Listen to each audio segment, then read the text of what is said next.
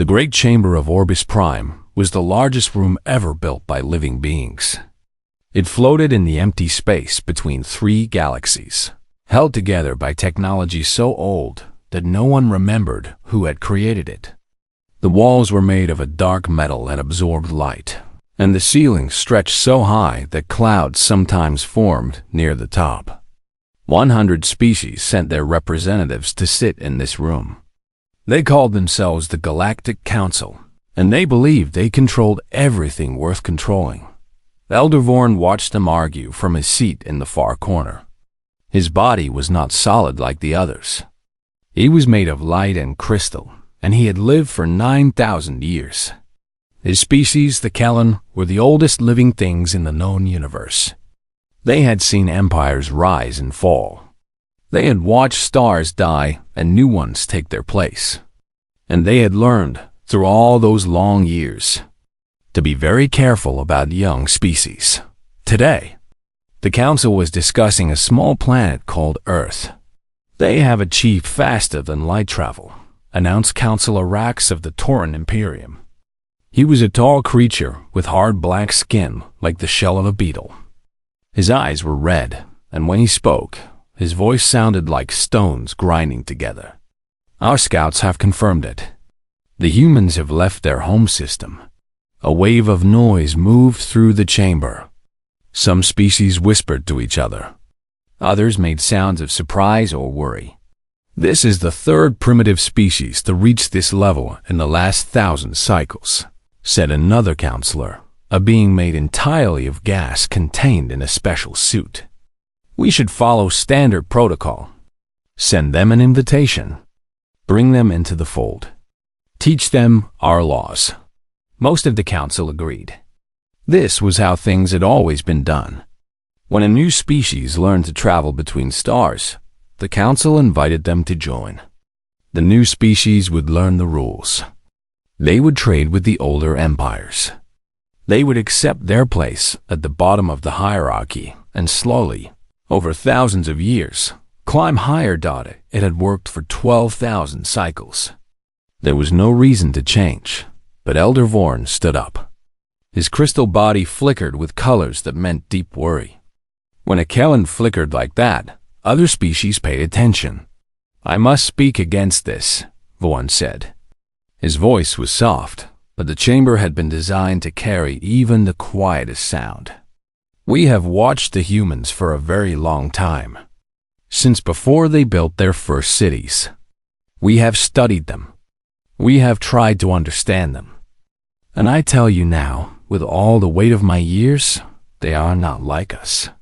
They are not like any species we have ever encountered." Councilor Rax made a sound that might have been a laugh.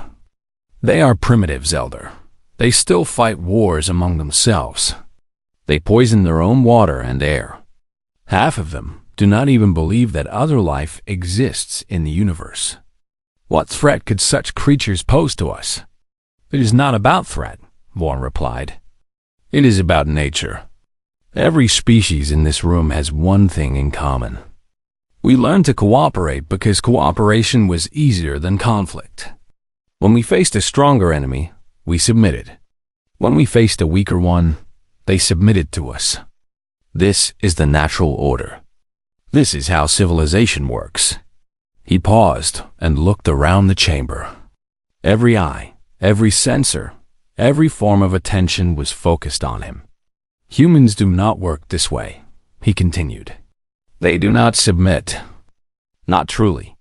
They may pretend. They may wait.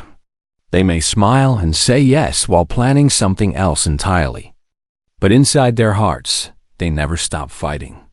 They carry their wars with them like seeds, and given time, those seeds always grow." Councilor Rax waved one of his armored hands dismissively.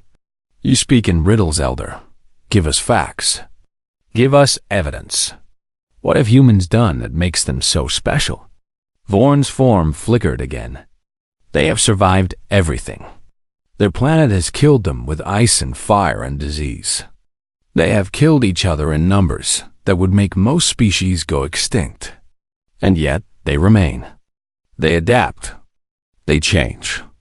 They become whatever they need to become to keep living. Do you understand what that means? It means they have no limit. Push them, and they push back.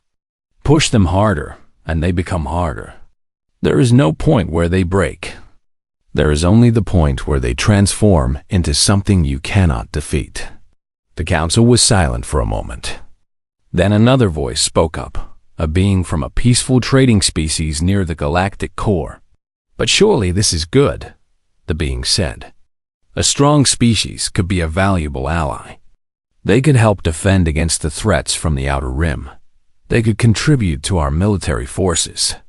You do not want humans as soldiers, Vorn said. You do not want to teach them your weapons or show them your weaknesses. Because once they learn, they never forget. And if you ever betray them, if you ever give them a reason to see you as an enemy, they will use everything you taught them to destroy you. Counselor Rax stood up to his full height. He was the leader of the largest military empire in the council. His species had conquered 60 worlds. They feared nothing. Enough of this foolishness, he said. I call for a vote. Do we invite the humans to join the council, or do we leave them alone in their little corner of space? The vote was quick. 112 species voted yes. Only 3 voted no. The Kellen and 2 other ancient species who had learned, long ago, to trust the elders. The invitation was sent, on Earth. In the orbital station floating high above the city of Seoul, a young man named Taiho received the message. He was a diplomat, trained to speak with other nations and solve problems with words instead of weapons. But he had never expected to speak with aliens. Admiral Hana stood beside him. She was older than Taiho, with gray in her black hair and scars on her hands from battles she never talked about. She read the message 3 times before speaking. They want us to join them, Taiho said. His voice was full of wonder. Can you imagine? We would be part of something bigger than Earth, bigger than anything we have ever known. Hannah did not share his excitement. She had spent her whole life studying threats, and she had learned to recognize a trap, even when it was decorated with pretty words. Maybe, she said. Or maybe they want to see what we are made of. Keep your wonder, Taiho, but keep your eyes open too. Far away, on Orbis Prime, Elder Vorn returned to his chambers. He was tired in a way that had nothing to do with his body. He had tried to warn them. He had done everything he could. Now he could only watch and wait for the storm that was surely coming. 3 cycles passed, which was about 4 Earth years. In that time, humanity did everything the Council expected. They sent diplomats to learn the laws. They sent scientists to study the technology. They sent traders to buy and sell goods from distant worlds. They smiled at everyone and made friends wherever they went. The other species found humans strange, but harmless. They were so small, so soft, so fragile. They needed to breathe a special mix of gases. They needed to drink water every day or they would die. Their bodies broke easily, and they lived for such a short time that most council species felt sorry for them. How sad it must be, they thought, to have only 100 years to exist. But some species did not feel sorry. Some species saw opportunity. Councilor Rax of the Tauran Imperium watched the humans carefully. His empire had grown powerful by finding weakness in others and using it against them. He saw that humans had spread to several worlds beyond Earth. They had built mining stations in the outer parts of their solar system. They had established small colonies on planets with harsh conditions, and they had no real military presence in space.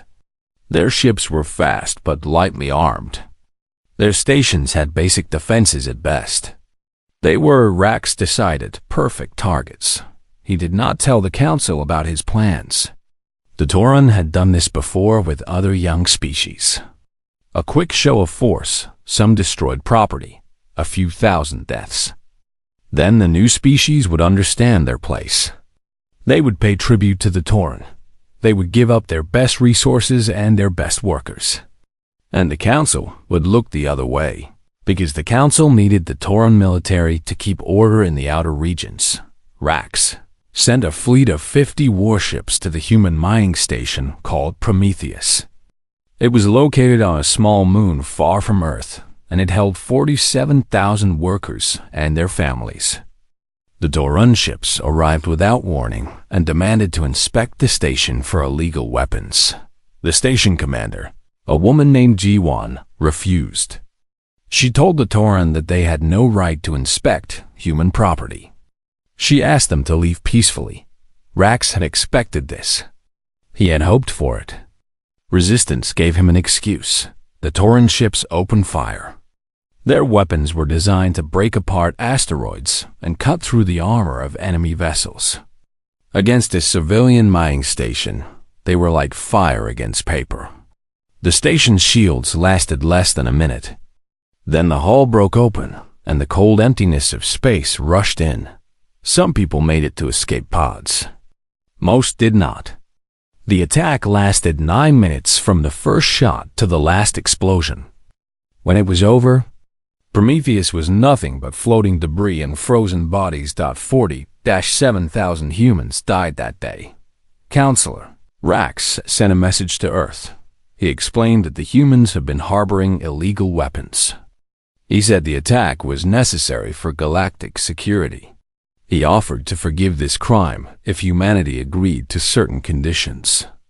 They would pay tribute to the Tauran. They would allow Tauran inspectors on all human worlds. They would reduce their fleet to half its current size. He expected tears. He expected anger followed by acceptance. He expected humans to react like every other species had reacted when faced with Tauran power.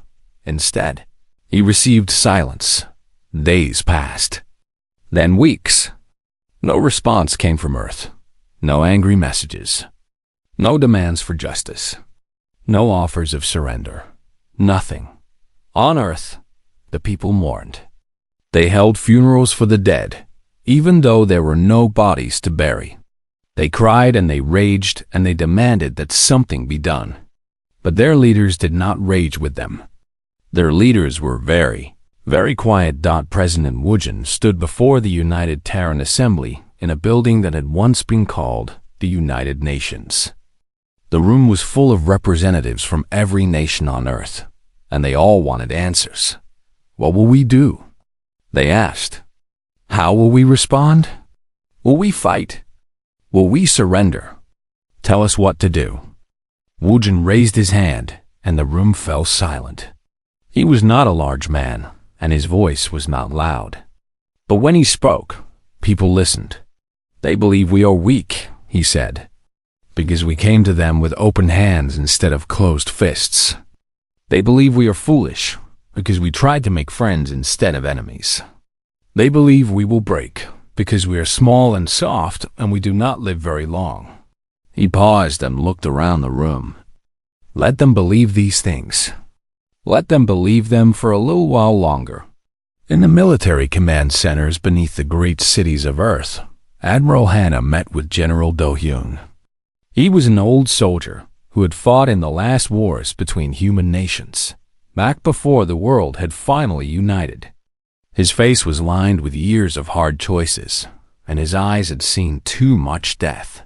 How long do we have? Hanna asked. Do-hyun pulled up maps and data on the screens around them. The Tauran expect us to respond within 30 days. That is the standard time in galactic law. After that, they will assume we have surrendered.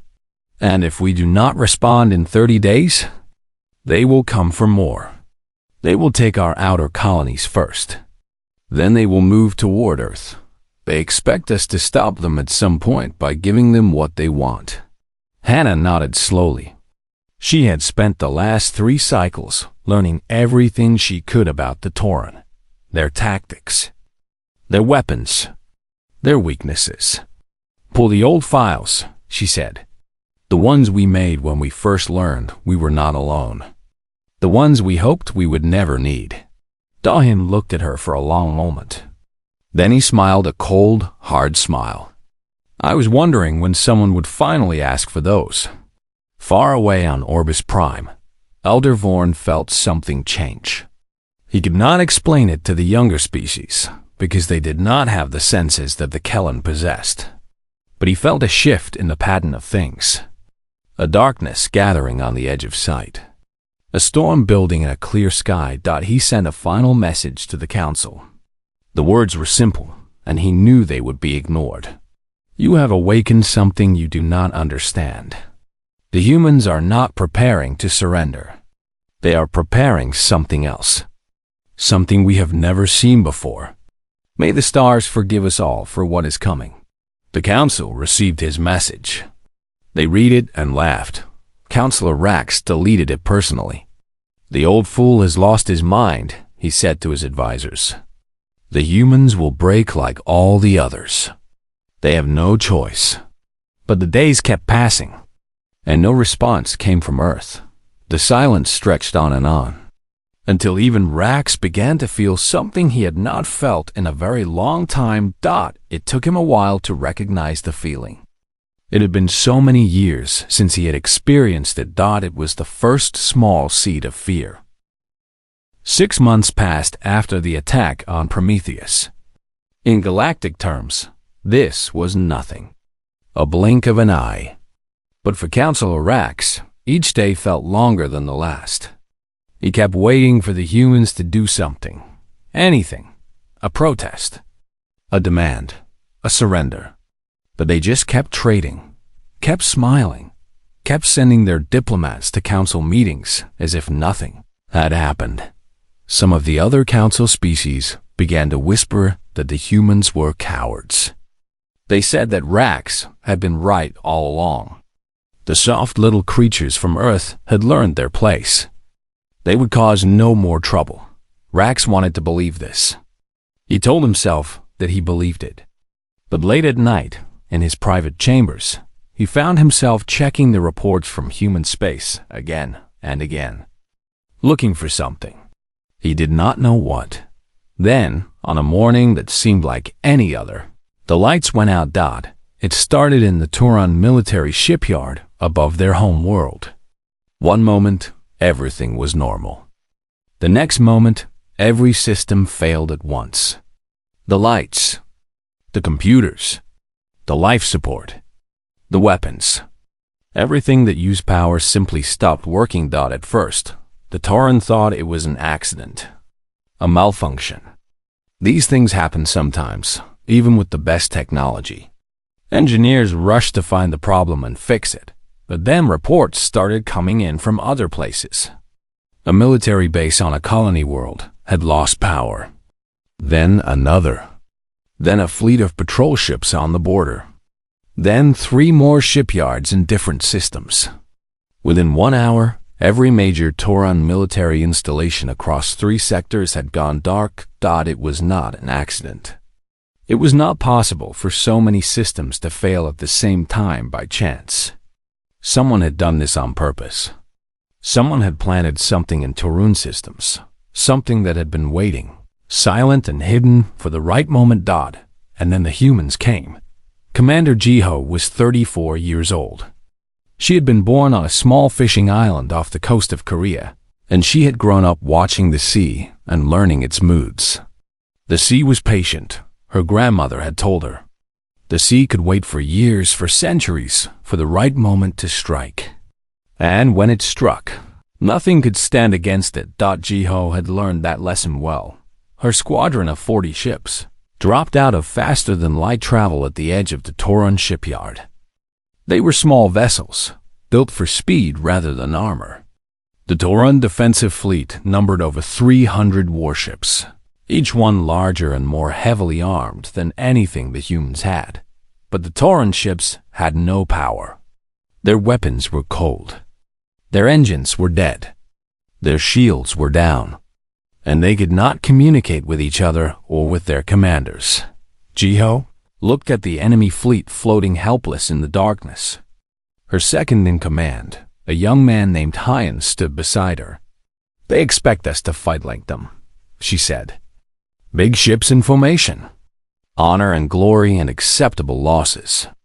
Two fleets crashing into each other until one side breaks. She smiled, and there was nothing warm in that smile. We are not going to fight like them. She gave the order, and her squadron scattered. The human ships moved like nothing the Tauran had ever seen. They did not hold formation. They did not follow predictable patterns. They darted between the larger Tauran vessels, too fast to track, too small to hit. They found the weak points in Tauran armor, the places where ammunition was stored, the spots where engines connected to fuel lines, and they fired. The first Tauran battleship exploded when a human missile found its way into an ammunition storage area. The blast took out two more ships nearby. Then another explosion. Then another. The human ships were everywhere at once, striking and retreating, appearing from unexpected angles, vanishing before the Tauran could respond. Some Tauran ships managed to restore partial power. They fired blindly into the darkness, trying to hit enemies they could barely see. Most of their shots hit nothing. Some hit their own ships by mistake. Jiho flew her squadron through the chaos, like a conductor leading an orchestra of destruction. She had studied the Tauran for years. She knew their ships better than their own engineers did. She knew exactly where to hit them to cause the most damage with the least risk. When a Tauran cruiser finally got its main weapons online, Jiho was ready. She led half her squadron directly toward it, drawing its fire, making it focus on her. The other half of her squadron came from behind and below, where the cruiser's sensors could not see them. The cruiser died in a ball of fire, without ever understanding what had happened. 6 hours later, it was over. The Tauran shipyard was gone. 300 warships had been reduced to floating wreckage. The human squadron had lost 8 ships and 47 crew members. It was the most one-sided military victory in galactic history. But Jiho did not celebrate. She looked at the destruction around her and felt only tired. Send a message, she told Hyan. Let them know we are done here. And let them know this is only the beginning. The message reached Orbis Prime within hours. The council watched recordings of the battle in horrified silence. They saw how the humans fought, and they understood something that chilled them to their core. The humans did not fight like civilized species. They fought like predators, like creatures who had spent millions of years learning to kill things larger and stronger than themselves. They used tricks and traps and misdirection. They attacked weaknesses instead of meeting strength with strength.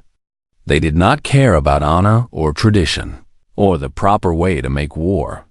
They only cared about winning. Counselor Rax watched the recording 17 times.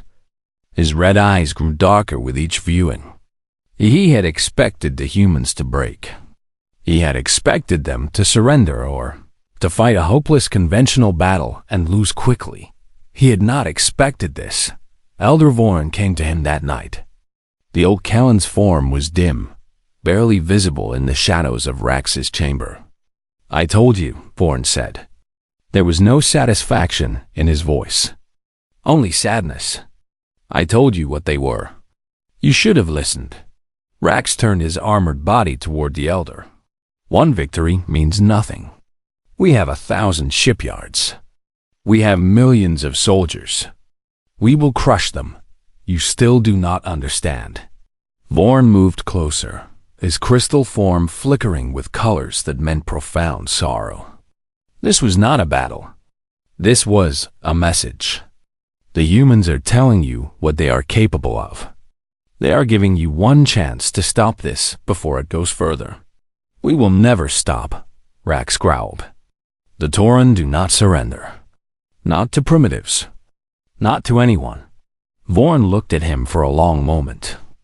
Then he turned and drifted toward the door. Then I am sorry for you, the Elder said. I am sorry for your species. And I am sorry for everyone who will die because of your pride. He left without another word. Rax stood alone in the darkness, surrounded by images of burning ships and dying soldiers. For the first time in his long life, he wondered if he had made a terrible mistake, but it was too late to take it back now. The war had begun. The war lasted 11 cycles, which was nearly 15 Earth years. It was the longest and bloodiest conflict the galaxy had seen in 3,000 cycles. And from the very beginning, the Tauran Imperium made one mistake after another. Their first mistake was thinking that the attack on the shipyard was a trick that would only work once. They strengthened their defenses. They updated their computer systems. They trained their soldiers to expect the unexpected. And then the humans found new ways to surprise them anyway. The humans did not fight like a military. They fought like a force of nature. They attacked from directions that should have been impossible. They used weapons that no one had thought to ban because no one had imagined anyone would use them. They turned the Tauran's own technology against them again and again. When the Tauran developed shields that could stop human missiles, the humans built missiles that could go around shields. When the Tauran created armor that could survive human weapons, the humans found ways to attack from inside the armor. Every solution the Tauran invented only worked for a short time before the humans adapted. The second mistake was trying to use biological weapons. Councillor Rax authorized the release of a plague on 3 human colony worlds.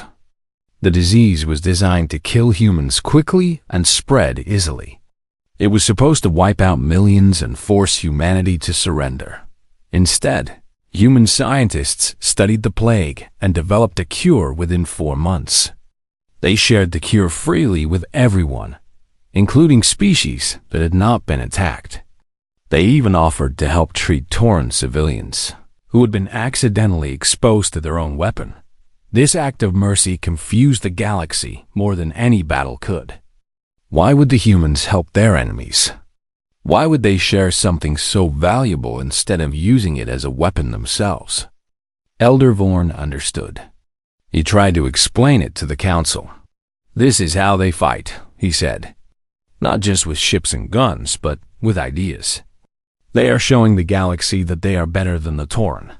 They are building alliances not through fear, but through respect. Every species that accepts their help will remember. And when the time comes, they will choose the human side. The third mistake was underestimating how long humans could endure.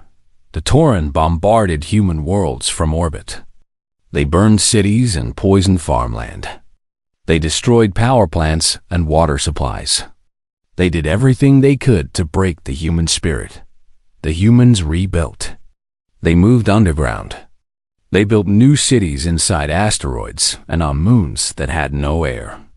They grew food in tanks of water lit by artificial suns.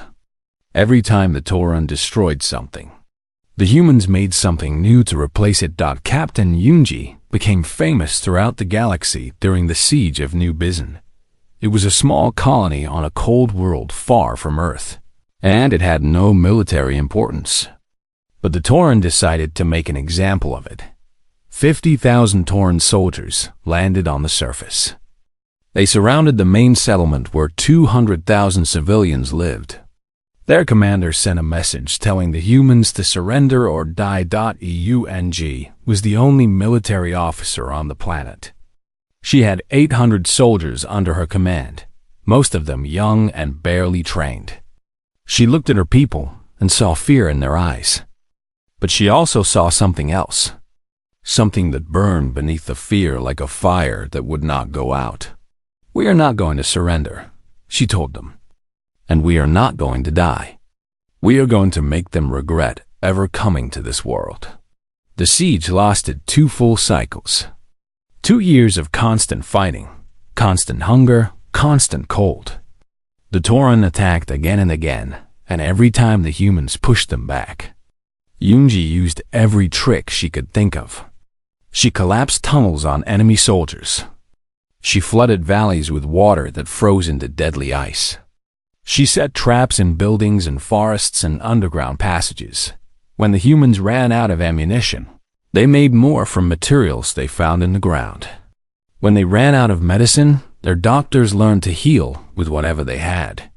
When they ran out of food, they ate things that no human had ever eaten before, and survived anyway. The Tauren lost soldiers faster than they could replace them. The cold world became a graveyard for their army. And still Yunji would not surrender. When reinforcements finally arrived from Earth, they found Yunji standing at the gates of New Bizen. She was thin and scarred, and her uniform was held together with patches and hope. Behind her stood 93 survivors. Everyone else had died defending the city. The relief commander was a man named Seung-ho. He had fought in many battles, but he had never seen anything like this. How? He asked. How did you hold them for so long? Yunji looked at him with eyes that had seen too much death. We did not know how to quit, she said. Nobody ever taught us. The story of New Bizen spread across the galaxy. Other species heard about the small group of humans who had held off an army for 2 years. They heard about the woman who refused to surrender, even when surrender was the only logical choice. And something changed. Species that had been neutral began to support humanity. Species that had been afraid of the Tauren began to hope. Even some Tauren citizens started to question whether this war was worth fighting. Counselor Rax refused to accept what was happening. He ordered more attacks, more weapons, more soldiers. But his own people were tired. They had been fighting for years, and they had nothing to show for it except dead sons and daughters, and an enemy that would not break. When Rax tried to flee to a neutral station, his own guards refused to protect him. He was captured by mercenaries and handed over to the humans within days. The mercenary leader was a being called Vex, who had 4 arms and skin like blue leather. Rax screamed at him as the human soldiers took him away. We paid you. We hired you. You work for us. Vex watched him go with all 4 eyes. The humans pay better, he said. And more importantly, they do not lose. I have lived long enough to know which side to choose. The war ended not with a great battle, but with a slow collapse. The Tauren military fell apart piece by piece. Their allies abandoned them. Their own people refused to fight. System by system, world by world, they surrendered. Humanity had won. But the cost had been terrible. Millions of humans had died. Entire colonies had been destroyed. Children had grown up knowing nothing but war.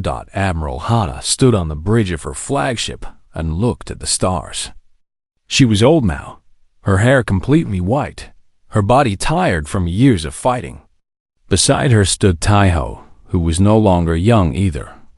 He had spent the war working as a diplomat, trying to end the conflict with words whenever possible. Is it over? Yes. Hannah thought about all the people who had died, all the worlds that had burned, all the families that would never be whole again. The fighting is over, she said. But the hard part is just beginning. Now we have to figure out how to build something worth all this sacrifice. Taiho nodded slowly. He understood what she meant. Winning a war was one thing. Winning the peace was something else entirely. The great chamber of Orbis Prime was silent. 100 species sat in their seats, waiting to hear what the humans would demand. They expected harsh terms. They expected revenge. Some expected humanity to dissolve the council entirely and rule the galaxy by force. After all, that was what any other species would have done after winning such a war. Ambassador Yuna walked to the center of the chamber. She was young by human standards, barely 40 years old. But she carried herself with a calm confidence that made her seem much older. She had been born during the war, had grown up hearing stories of sacrifice and loss, had lost her own parents to a Tauren bombardment when she was 7. She had every reason to hate. Instead, she had chosen to understand. You are afraid of us, she said. Her voice was soft, but the chamber's technology carried it to every ear. I can see it in the way you look at me. I can feel it in the silence. You think we have come to punish you. to take from you what was taken from us." She paused and looked around the room. Her eyes found Elder Vorn, sitting in his corner. The old Kellen's crystal form was very dim now. He did not have many cycles left. "You were right to fear us," Yuna continued. "We are capable of terrible things. When you attacked us, when you killed our people and burned our homes, something inside us woke up. Something old and dark and very, very dangerous. We could have used that darkness to destroy you. All of you. We had the power. After what the Tauren did, many of my people wanted nothing else." She took a deep breath. When she spoke again, her voice was stronger. "But that is not who we choose to be." She raised her hand, and holographic images appeared in the air around her. The council watched as pictures filled the chamber. Human doctors treating wounded Tarun soldiers. Human engineers rebuilding destroyed cities on alien worlds. Human teachers working with children of a dozen species, helping to save languages and traditions that had almost been lost. "We did not fight this war to become conquerors," Yuna said. "We fought to survive. We fought to protect our people and our future. Now the fighting is done, and we have a choice. We can hold on to our anger and let it turn us into something ugly. Or we can take all that pain and use it to build something beautiful." She turned in a slow circle, making sure every delegate could see her face. "We choose to build. We choose to heal. We choose to become the kind of species that the galaxy can trust, not because they fear our power, but because they know our character." A murmur ran through the chamber. Some delegates looked skeptical. Others looked confused. The concept of a victor who did not demand tribute was strange to them. "We are not asking you to forget what happened," Yuna said. "We will never forget. The names of everyone who died are written in our hearts forever. But we are asking you to help us create something new. A galaxy where species work together instead of fighting. Where the strong protect the weak instead of crushing them. Where children can grow up without learning what war means." She looked at Elder Vorn again. The ancient Kellen rose slowly from his seat. His form flickered and wavered as he moved to stand beside the human ambassador. "I warned this council about humans," Vorn said. His voice was weaker than it had been 15 years ago, but his words still carried weight. "I told you they were dangerous. I told you to leave them alone." He paused, and something like a smile crossed his crystalline features. "I was right about the danger, but I did not understand the full truth." He turned to face the other delegates. "Yes, humans are dangerous. They are dangerous to tyrants. They are dangerous to those who hurt the innocent. They are dangerous to anyone who believes that might makes right." His form brightened slightly, colors swirling inside him. "But they are also capable of something that few species ever achieve. They can choose mercy when revenge would be easier. They can offer friendship when hatred would feel better. They can see a former enemy and imagine a future ally." Vorn's light dimmed again. He was tired, and his long life was nearly over. But he had one more thing to say. "I have lived for 9,000 years. I have watched countless species rise and fall. Most of them destroyed themselves through pride or greed or fear. A few survived by learning to be better than their worst instincts." He looked at Yuna with ancient eyes. "Humanity has the potential to be something remarkable. Not because they are perfect, but because they keep trying to be good even when being good is hard." He returned to his seat, exhausted but at peace. The council voted. It was unanimous. Humanity was given a permanent seat on the council, not at the bottom of the hierarchy, but as an equal partner with the oldest and most respected species. In the cycles that followed, the galaxy changed. Human ideas spread everywhere. The concept of democracy, where ordinary people could choose their leaders. The concept of universal rights, where every being deserved dignity regardless of their species or station.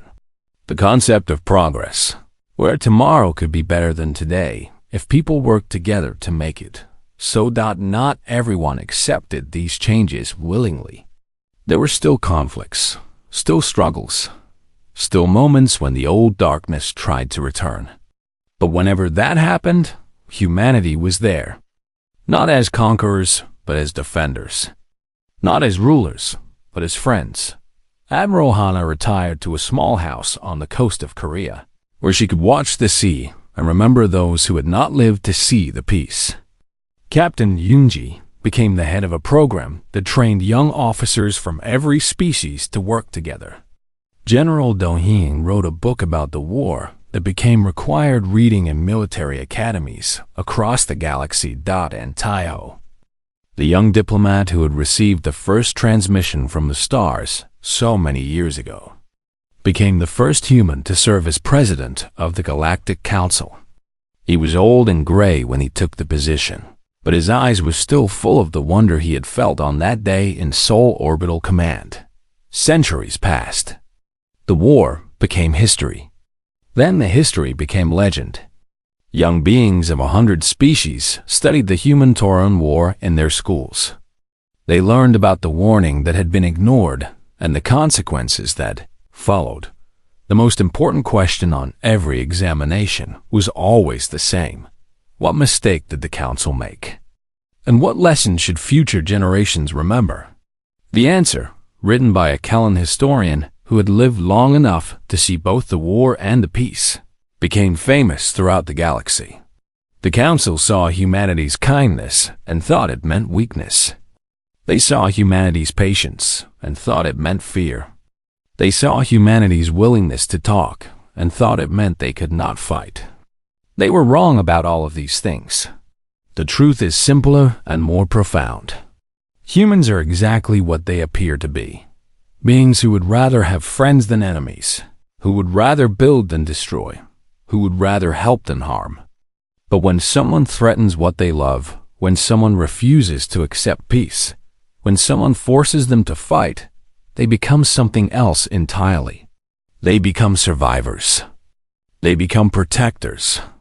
They become the immovable object that no force can break and the unstoppable force that no wall can hold.